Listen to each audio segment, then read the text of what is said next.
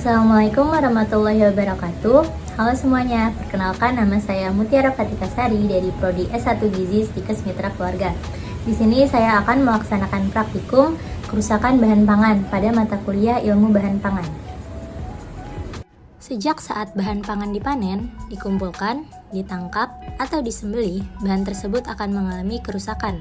Kerusakan ini akan berlangsung sangat lambat atau sangat cepat, tergantung dari macam bahan pangannya.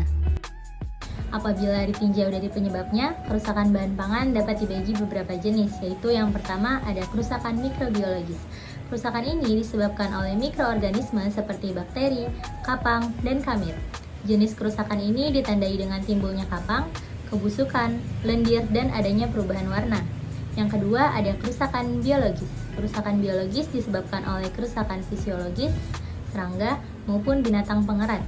Kerusakan ini meliputi reaksi metabolisme pada bahan atau enzim-enzim yang terdapat di dalamnya sehingga terjadi proses autolisis yang menyebabkan terjadinya kerusakan. Yang ketiga ada kerusakan fisik. Kerusakan ini disebabkan oleh perlakuan-perlakuan fisik seperti pemanasan, pendinginan, dan tekanan udara. Yang keempat ada kerusakan mekanis.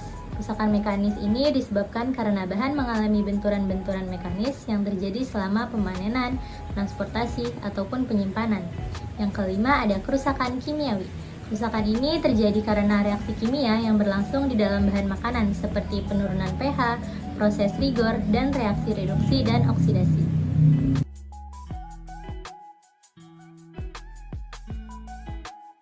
Bahan yang pertama akan saya amati adalah roti. Pada umumnya, kerusakan pada roti disebabkan oleh pertumbuhan mikroorganisme.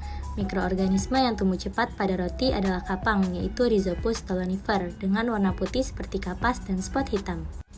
Namun, pada roti yang saya amati ini baru mengalami kerusakan kimia dan fisik yang terjadi secara perlahan-lahan yang menyebabkan pengerasan bagian dalam roti atau kram yang disebut stalling.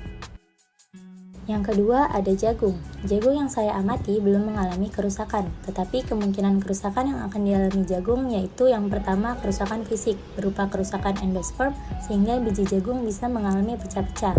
Yang kedua ada kerusakan biologis oleh kegiatan selama penyimpanan seperti hama, jamur, dan mikroba yang menyebabkan bau tidak sedap.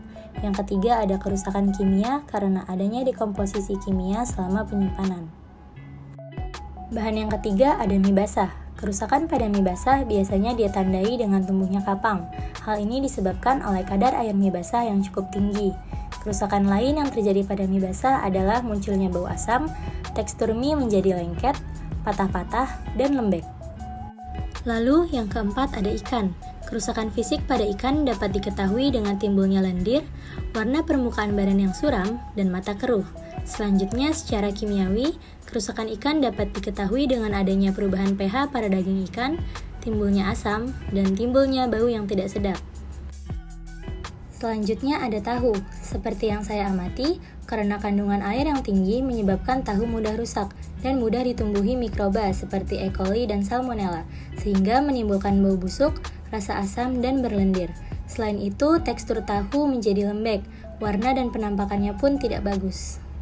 Kemudian ada kacang tanah. Kacang tanah yang saya amati sekarang belum mengalami kerusakan apapun. Namun mikroorganisme yang paling berpotensi merusak kacang-kacangan ialah jamur atau kapang. Salah satunya seperti Aspergillus flavus dan Aspergillus parasiticus. Bahan yang selanjutnya ialah susu cair UHT. Susu yang saya amati sudah mengalami perubahan rasa dan aroma, yaitu menjadi asam, busuk, dan tidak segar. Tampak menggumpal atau memisah menandakan adanya pertumbuhan bakteri seperti asam laktat dan E. coli. Bahan yang kedelapan ialah tauge. Tauge ini sudah mengalami perubahan warna, yaitu menjadi kecoklatan yang dipengaruhi oleh suhu, kelembapan, dan oksigen, serta terasa lembek.